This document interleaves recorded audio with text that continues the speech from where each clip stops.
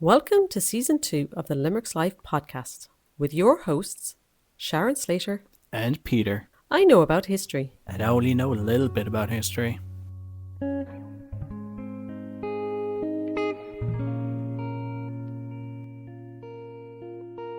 In this season, we're going to dive into some major events in Limerick's history. Today, let's go back almost 200 years to the 3rd of January, 1837, when gunpowder rocked the city centre to its core. Was Guy Fawkes at it again? No, he had nothing to do with this one. But by the end, you're going to hear about how 20 people in total lost their lives. One of whom the Limerick Chronicle recorded as died of the absolute effects of fright. I'm assuming that means heart attack? Probably. They had all sorts of medical terms back in the day that we don't use anymore. In 1837, there were at least 7 gunsmiths operating in Limerick City. Oh, wow. That's way more than I would have expected.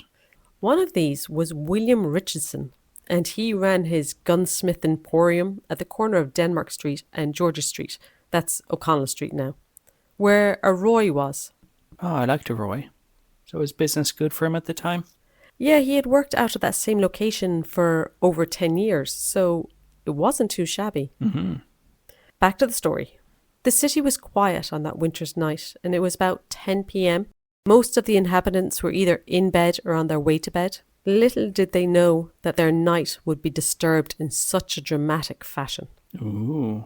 Earlier, some caskets of gunpowder arrived at Richardson's store from Cork on their way to Ennis. Richardson himself was not at home, and the powder was received by his caretaker, George Gurdy, a native of Moat, County Westmeath. Why do I have the feeling that Gertie messed something up? Well, it's impossible to say what ignited the gunpowder, but there were some theories. One was that Gurdy had fastened a casket for its removal to Ennis the following morning and had carried a candle or lit the gas light in the room, which hit some loose powder. But as he was the only person near it and died immediately in the explosion, we can't tell. It's a rookie mistake right there. We know that night a young apprentice called Robert Teskey was staying in Richardson's house. And when the explosion happened, he was propelled from his bed onto the street. He was injured, but not fatally. He spoke at the inquest a few days later, but only remembers going to bed that night and waking up in the arms of strangers. Other things that we do know is that shortly before the explosion happened, he was eating bread with Bridget Doolan, a servant in the house. Perhaps he tried to toast the bread with some gunpowder. Earlier still, he was drinking 2 glasses of punch with a young man by the name of Newsom, but he didn't seem affected by it. Newsom said that Gurdy was a smoker, though. However, it was lit. The blast hit with such a ferocity that it destroyed 4 houses outright. Wow. And blew the windows out of buildings in the surrounding area. Even the windows in the House of Industry, known as the Poorhouse, on the Strand on the other side of the river were broken. That's the building that's apartments now, the former Strand Barracks, the stone building. That's some Michael Bay level stuff right there. Oh, we aren't even to the end of it. It also blew out all the public gas lights, which plunged the city into complete darkness, adding to the confusion. The Limerick Chronicle from the 7th of January tells us that the flash from the scene was witnessed as far away as Castle Connell. Wow. And that the explosion brought the whole building to the ground. And I'm going to quote this here. Exhibiting at one glance a scene of desolation, wreck and ruin, awful to contemplate, but the extent of which was unknown for many minutes under a cloud of darkness which enveloped every object. That must have been a very disorienting and scary way to wake up. Absolutely. It was 10 p.m, so hopefully not everybody was in a deep slumber. Yeah. Soon people started to arrive, and these included the MP William Roach, the Mayor Alderman Watson, the Parish Watch, the policemen. Sections of the army stationed in the city soon arrived. You have to remember that the gas lights had been blown out and it was dark January night. Yeah. So what they saw must have been completely surreal. They would have had to wait until morning to really comprehend what happened. So, who were the casualties? Well, Gertie, of course. Hmm. That servant, Bridget Doolan, who was eating the bread, and her husband, Patrick, they were all in the house and killed immediately. But we remember that the young apprentice got blown out of the house and was saved. Then we had Thomas McMahon, who was a baker who lived next door to Richardson's on Denmark Street, and his wife, 2 sons, a daughter, a niece, their servant Bridget Donahue. The explosion was so fierce that McMahon's house collapsed entirely, and all but a son and daughter perished. That family, the McMahons, were buried in Kilquane graveyard in Partine. You know, the graveyard that's in the middle of a field. Yeah, They're good out place there. for one. Unfortunately for 15-year-old Mary Barry of Market Alley, she was on her way to McMahon's, the baker, to buy a penny's worth of bread at the time of the explosion and didn't survive. Who was selling bread at this time of night? Oh, you got to get your money. The other adjoining house at 2 Georgia Street, a lodging house run by the widow Maria Ryan, was also for the most part destroyed. Amazingly, Ryan, along with her 2 sons and a daughter, sister-in-law, all survived, though a number of them were buried under the house for a number of hours. Oh my. Her 18-year-old son escaped out a partially collapsed window and held onto the outside of the building until a ladder could be found to rescue him. While the bed on which her younger son was sleeping was forced out of the house onto the street, where the boy remained on top of it for the journey, and he was unharmed. Huh. Her sister-in-law, Catherine Ryan, was blown out of the house and landed on a heap of rubbish on the street, fracturing her collarbone. Margaret Hines, a servant in Ryan's house, was propelled into the hall of the house next door. William Wilson's home at number 3 George Street. Sadly, she passed away after reaching Barrington's Hospital. Oh. William Wilson must have been very confused when he found a random woman just in his hallway. Oh, for sure. At the time of the explosion, Wilson and his family were in the parlour about to read a chapter of the Bible when suddenly the door burst open and the room was engulfed with smoke. This was accompanied by a loud noise like a cannon being fired. Very biblical, so. His wife quickly grabbed her youngest child and called the others to follow out the door. A section of the stairwell had been blown away. They fell into a pile of rubble but managed to escape with only minor injuries. A very lucky family all around, so. The house opposite to the Richardsons on Denmark Street was owned by John Allard, a grocer and wine merchant. Allard was on his way home when he was suddenly lifted off the ground and thrown across the street and buried under rubble. He managed to extract himself from the rubble, but was so stunned that he didn't recognize his own son. Returning to his house, Allard found that several tea chests were blown open and gallons of spirit flowed freely into the street. Oh no, not the tea and alcohol. Allard's neighbour, living in Burke's house, was about to get into bed when several pieces of iron, gun barrels and pistols were sent through his window and lodged in his bed. A large beam was blown in the front of his house, hitting a young doctor, John Healy of Bank Place, killing him instantly. The doctor had only arrived in the city the day before to visit his family. His remains were taken to Dublin for burial. Oh, that sucks. Michael O'Neill, a watchman. A watchman? Watchmen were nighttime police. They patrolled the city watching for crime. So, like Batman? No, not like Batman. Oh. Anyway, O'Neill was near the young doctor. He had just cried out the hour of 10. It was one of his duties as watchman to announce the time, as people didn't really have a phone to check. So there was just a man in the street yelling 10 o'clock, 10 o'clock? Yes, that's exactly what happened. They usually go with all's well. Oh. So it would be 10 o'clock, all's well. O'Neill, this watchman, after yelling 10 o'clock and all is well, was standing next to one of the gas street lights when the explosion picked him up and threw him against a wall. He had a concussion and several broken bones and suffered for a few days before he died. Oh. Batman's suit would have saved him. O'Neill should have thought about that. Should have. All the houses in Patrick Street shook. Their windows shattered. Their occupants ran into the darkness of the street, now covered in debris.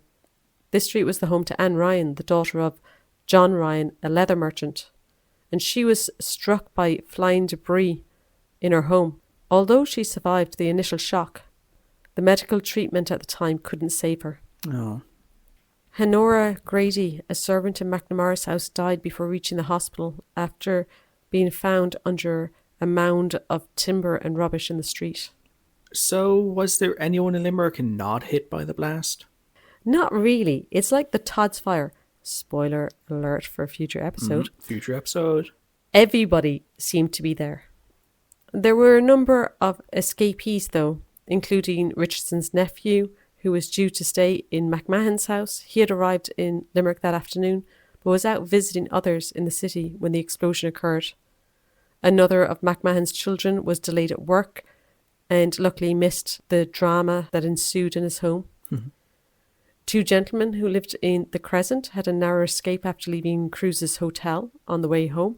Cruz's hotel was where Cruz's street is now. Ah, yes. They were standing on the street when large boards flew right over their heads and hit the path in front of them. So dramatic. There were a number of people who were injured on the night, but later died of the wounds. Who were they?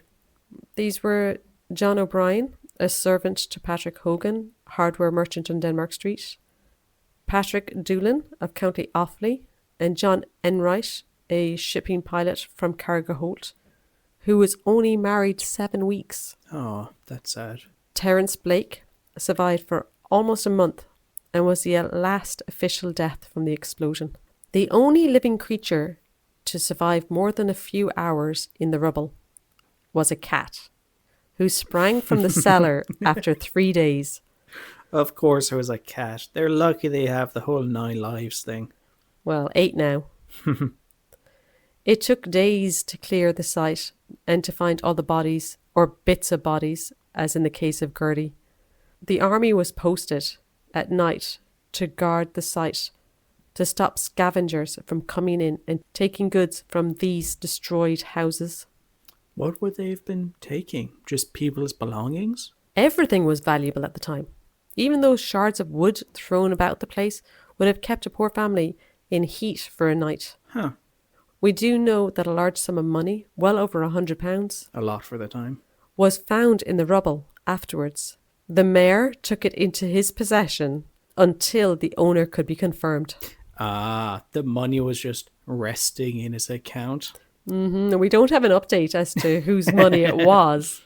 A meeting was held in 50 William Street soon after the explosion by members of the public who were distraught at the damage caused to the city and how many people were now homeless and penniless due to no action of their own. It was suggested that a letter be written to the king, who at the time was William IV, to ask him for aid. Was this one of the good Williams? Did he give any aid? Well, this William died soon afterwards and Queen Victoria came in. Ah, it was that time of Limerick history. The corporation quickly raised 2 proposals. Firstly, that no gunpowder vendors should have casks of more than £25 on their premises, and that only £5 should be kept on the retail floor, while the remaining should be kept on the upper floor. Also, that no gunpowder should be sold by candlelight. See, these all feel like things that should have been thought of. It's terrible that a tragedy had to happen for people to put in such obvious and intuitive safety measures. Especially as it was discovered that only 2 caskets had exploded. There were more in there that didn't go off. We would have been dealing with a crater if they had all exploded. All that damage were 2 caskets. Wow. Do you know what the army did with the unexploded caskets? No, what'd they do? They threw them in the river. Okay then. It was one option, keep them damp, then they Yeah. won't explode. It was estimated that the damage to the buildings was over £13,000 at the time. £13,000. Wow. It would have cost £1 to replace each shattered pane of glass, and some of the houses had up to 150 smashed panes. That's a lot of glass. As for William Richardson, did he learn his lesson? I have a feeling that's a no. Well, You're on to something. It appears from a report in the Limerick Chronicle from the 11th of January, 1840, so a few years later, that he did not. Called it. The report details how Richardson had opened another gun manufacturing business on Patrick Street. While being inspected on suspicion of exceeding the legal limit for gunpowder in the city limits, he was found in a stable hiding 2 caskets of gunpowder under the horse's feet, while his servant had absconded with another. Richardson was fined £100 for this, and it is hoped that he had his licence revoked soon afterwards. It better have been revoked. We don't know. Oh, Although the explosion was extreme and the loss of 20 lives horrific, if the accident had taken place during the day, that number would have been much higher. And we would undoubtedly be marking the 3rd of January even today. if 20 people had died at that time of night, imagine the death toll if it was a busy day. If it was a few weeks earlier at Christmas. Oh, This was not the first gunpowder explosion in the city. On the 21st of November, 1813, a house in May Lane in Thomingate blew up as the occupants were trying to dry gunpowder in an iron pot over an open fire. that doesn't sound smart. That explosion just took out one house. Richardson's took out a few houses. But the worst explosion happened in 1693, when on the 12th of February, one of the towers which defended the entrance to Merchant's Quay fell down, and the stones landed on 250 barrels of gunpowder, which were contained in the building. Oh, wow. There was a report that 210 people were killed or wounded in a shocking manner, and these included Sheriff Bowman, Councillor Lacey, and Zech Holland, who died of fright. Another heart attack. Several houses were destroyed, stones fell up to a mile away, and the explosion was felt in Kilmallock. Well, hopefully there'll be no more explosions in the city. Oh, hopefully, keep everything crossed. So if someone wanted to visit the site of this tragedy, where would they go and what would they see there now? If you stand at the main entrance of Arthur's Quay and look across the road to Denmark Street, you'd be forgiven to think that those houses were original Georgian buildings. But now you know they are not. They were replaced after this explosion. And that's the end of the story. Will we go find a Guy Fawkes movie to watch? I guess we will. Bye-bye for now. Bye-bye.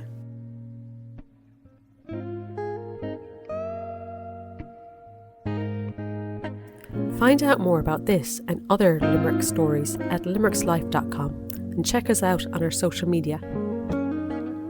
You can find Limerick's Life on buymeacoffee.com. Mine's a decaf. And mine's a latte.